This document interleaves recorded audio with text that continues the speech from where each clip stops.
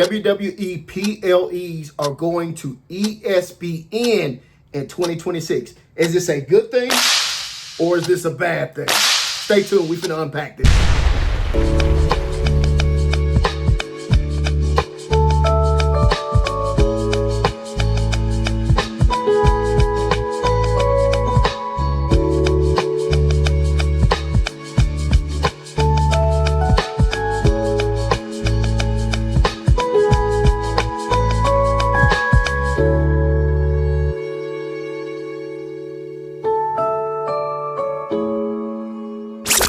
What's up, everybody? It's your boy Big Slap, aka Slap McAfee. Thank you for tuning back in to another video. This right here is going to be on the breaking news deal that ESPN and WWE have put together to bring all PLEs to the ESPN platform. Now, first and foremost, don't forget to like, comment, subscribe for more content that I'm going to be dropping on this channel. Me and my boy Trey Uso. Now, let me break down what we got going on in this breaking news pertaining to WWE and their PLEs, their future PLEs coming in 2026. Let's unpack this. This right here is from SportsIllustrated.com. This is the article.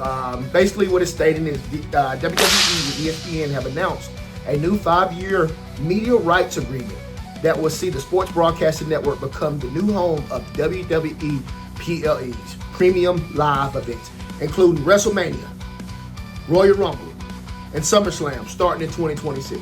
Am I a fan of this? Actually, I'm going to hold off on that. I'll break it down towards the end of the video. Anyways, ESPN, a majority stake of which is owned by the Walt Disney Company, will pay an average of $325 million per year in a deal, according to CNBC. That is a significant increase from what WWE receives from the current deal with NBC Universal to broadcast all PLEs on Peacock. WWE has an immersed, devoted, passionate fan base that we're excited to super serve on our new ESPN DTC platform. ESPN Chairman Jimmy Petriello said in a statement, "This agreement, which features the most significant WWE events of the year, bolsters an unprecedented content portfolio and helps drive our streaming future." So it looks like ESPN has a new streaming platform that they're going to be having these PLEs and possibly other events on. All right, now it states the new ESPN direct-to-consumer streaming service is set to launch on Thursday, August 21st. According to Variety, just in time to start of the upcoming NFL and college football season. The ESPN DTC service will stream all WWE PLEs starting next year in their entirety with select simulcasting on ESPN linear platforms. WWE will continue to produce all PLEs with ESPN, also having the option to air the company's pre- and post-show event coverage. That's a good thing. WWE agreement with ESPN is a pivotal moment for our millions of fans across the United States. The leader in sports entertainment, partnering with the biggest brand in sports media, bringing WWE flagship events to ESPN's platform is tremendously exciting. We know the sky is limited, said WWE's president Nick Khan. All right, let's get past all this small talk stuff. Let's try to find some juicy stuff. We are proud to reinforce the E and ESPN and such an exciting juncture in this direct-to-consumer journey, DTC. TKO President Mark Shapiro said in a statement, WWE Premium Live Events, PLEs, are renowned for exactly the type of rich storytelling, incredible feats of athleticism, and can't-miss cultural tentpole experiences that have become synonymous with ESPN. Through our UFC relationships, we have experienced firsthand how transmittable an ESPN presence can be. WWE Netflix kickstarted a 10-year, $5 billion deal back in January that saw the streaming giant become exclusive home of Monday Night Raw in the United States. In addition to PLEs for international audiences. So that states that they're probably showing PLEs on different on Netflix in different countries, which is pretty interesting. My opinion, that's what I would rather it just be on, in just my opinion. Have everything just on one platform. But anyways, we're gonna unpack that.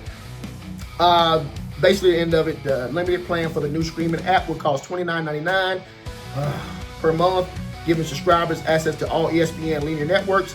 Bundling options with Disney Plus and Hulu will also be available. Now, let's unpack this. Sorry I read through all that, in case that didn't interest you. If you're still here, I am not a fan of this juncture, but I understand it. I understand business. I understand that sometimes, I understand that WWE is trying to strike while the kettle's hot. They're trying to make as much money as possible. They're trying to generate as much revenue to the brand as possible. That is the reason why we now have 2-day events like WrestleMania, SummerSlam. They're trying to capitalize off as much money as they can. This is a big deal, $325 million. I know the Peacock deal was, I think, $180 million. And I mean, good God, man. But let's think about the consumer. Let's think about us, the people that watch the product, the people that are fans of the product. Now, if we want to watch Monday Night Raw, we have to have a Netflix subscription. So we're paying for that. Netflix, I believe the subscriptions now is $19.99. It's bad when you forget how much you're paying. I know it keeps going up, but that's what we're paying for next Netflix subscription. Then you got your YouTube TV if you want to watch SmackDown or NXT, which is, I use YouTube TV. So yeah, I know it's over, I think, $50. So that's what you're paying for that service or whatnot. All right, now you're talking about Peacock. I think for Peacock, I don't think it's over $15. I'm paying Peacock, and that's to watch all PLEs. To watch all the PLEs. That's pretty much all I use Peacock for. Is just watching the WWE events. I got Amazon. I have all these streaming services. I have everything. So I don't feel like Peacock is of use to me other than watching the WWE events. Now, them going to ESPN. This price point with ESPN, God dog, $29.99.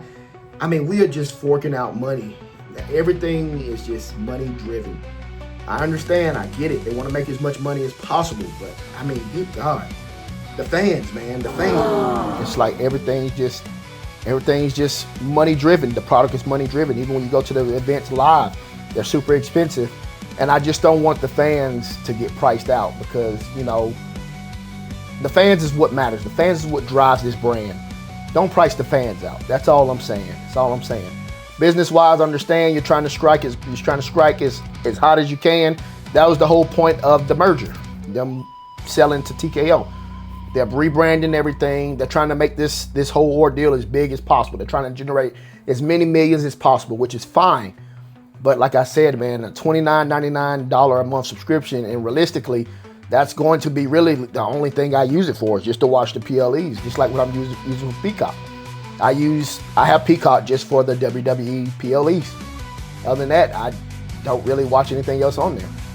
And for ESPN, that's probably what I'm gonna end up using that for. But the price goes up substantially, goes up damn near over $30 a month. But anyways, man, this is breaking news, man. This is what we're seeing all over the internet. Let me know your comments, what you think in the comment section. If you think this is a good deal, if you think this is horrible, let me know that as well. It looks like WWE is just continuing to grow and generate millions of dollars. I mean, the money this company is generating is just unbelievable, man. But hey, it's business. At the end of the day, it's business. Will you as the fan continue to watch? Will you as the fan say, no, I will not pay this money for an ESPN subscription to watch these pay-per-views? Do you think the pay-per-views suck so much to the point where you don't even want to be bothered with joining another subscription? I don't know. Comment below, let me know what you think. Other than that, man, I'll see you guys Friday for the SmackDown post-show video. Peace.